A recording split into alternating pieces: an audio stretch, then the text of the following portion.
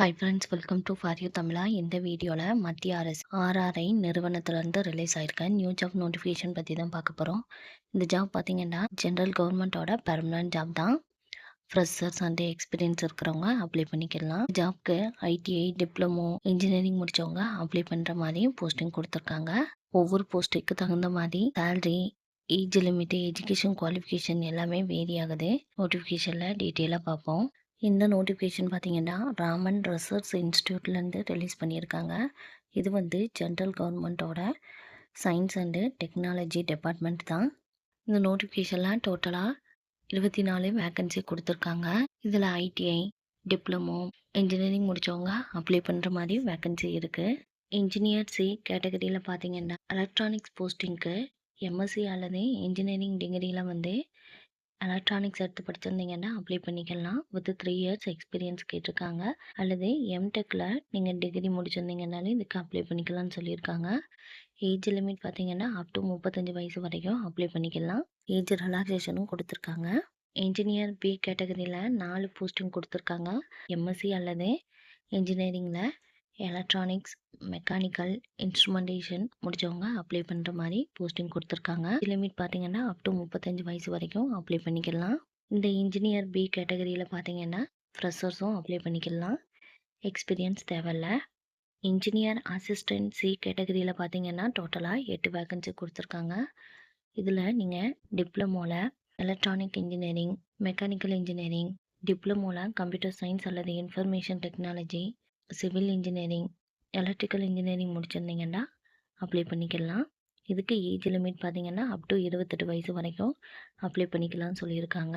இந்த இன்ஜினியரிங் அசிஸ்டன்சி கேட்டகரியில் பார்த்தீங்கன்னா எல்லா போஸ்டிங்க்குமே ஃப்ரெஷர்ஸ் அண்ட் எக்ஸ்பீரியன்ஸ் இருக்கிறவங்க அப்ளை பண்ணிக்கலாம். பேட்ஸ்மேன் போஸ்டிங்க்கு பார்த்தீங்கன்னா டோட்டலாக 8 வேக்கன்சி கொடுத்துருக்காங்க. இதுக்கு நீங்கள் ஐடிஐயில் electrical, air conditioning, mechanical, fitter அல்லது டர்னர், மெஷினிஸ்ட்டு இந்த டிசிப்ளினில் ஐடிஐ கோர்ஸ் கம்ப்ளீட் பண்ணியிருந்தீங்கன்னா அப்ளை பண்ணிக்கலாம். இதுக்கு ஏஜ் லிமிட் பார்த்தீங்கன்னா அப் டு 28 வயசு வரைக்கும் அப்ளை பண்ணிக்கலாம்னு சொல்லியிருக்காங்க.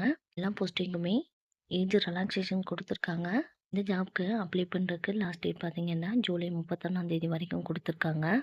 பே ஸ்கேல் பார்த்தீங்கன்னா ஒவ்வொரு போஸ்டிங்க்கும் பே லெவல் வந்து வேரி ஆகுது.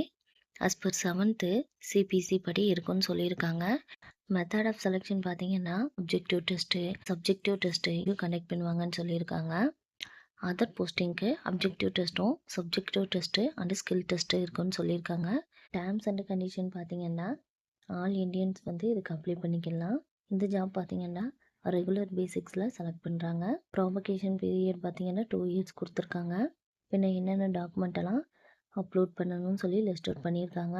மார்க் ஷீட்லேருந்தே அப்லோட் பண்ணணும். பின்ன degree certificate, caste, experience certificate இதெல்லாம் அப்லோட் பண்ண சொல்லியிருக்காங்க. இதில் ஏதாச்சும் அப்லோட் பண்ணலைன்னா உங்களோட அப்ளிகேஷனை வந்து ரிஜெக்ட் பண்ணிடுவாங்கன்னு சொல்லியிருக்காங்க. ஆன்லைனில் அப்ளை பண்ணுறப்ப நேம்ஸை வந்து பிளாக் லெட்டரில் மென்ஷன் பண்ணணும்னு சொல்லியிருக்காங்க. அதாவது உங்கள் மெட்ரிகுலேஷன் சர்டிஃபிகேட்டில் எப்படி இருக்கோ அதுபடி நேம் வந்து என்ட்ரு பண்ண சொல்லியிருக்காங்க. செலக்ட் ஆன கேண்டிடேட்க்கு வந்து நியூ பென்ஷன் ஸ்கீம் கவர் ஆகும்னு சொல்லியிருக்காங்க. ஏஜ் ரிலாக்ஸேஷன் வந்து எஸ்சி, எஸ்டி, ஓபிசி கேண்டிடேட்க்கு வந்து ஜென்ரல் கவர்மெண்ட் ரூல்ஸ் படி இருக்குன்னு சொல்லியிருக்காங்க.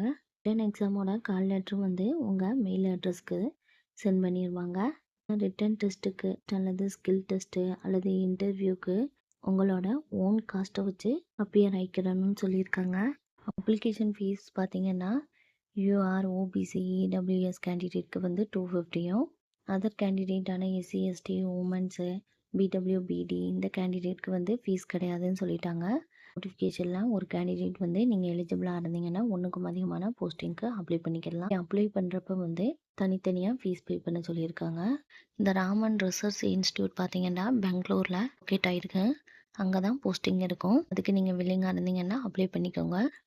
Thank you friends. உங்களுக்கு இந்த ஜாப்க்கு அப்ளை பண்ணுறதுக்கு இன்ட்ரெஸ்ட் எலிஜிபிளாக இருந்தால் அப்ளை பண்ணுங்கள். உங்களுக்கு இந்த வீடியோ பிடிச்சிருந்தா லைக் பண்ணுங்கள். உங்கள் ஃப்ரெண்ட்ஸ் அண்ட் ரிலேஷனுக்கு ஷேர் பண்ணுங்கள். இது போல் ஜாப் நோட்டிஃபிகேஷன் தெரிஞ்சுக்கிறதுக்கு நம்ம சேனலை சப்ஸ்கிரைப் பண்ணி வச்சுக்கோங்க.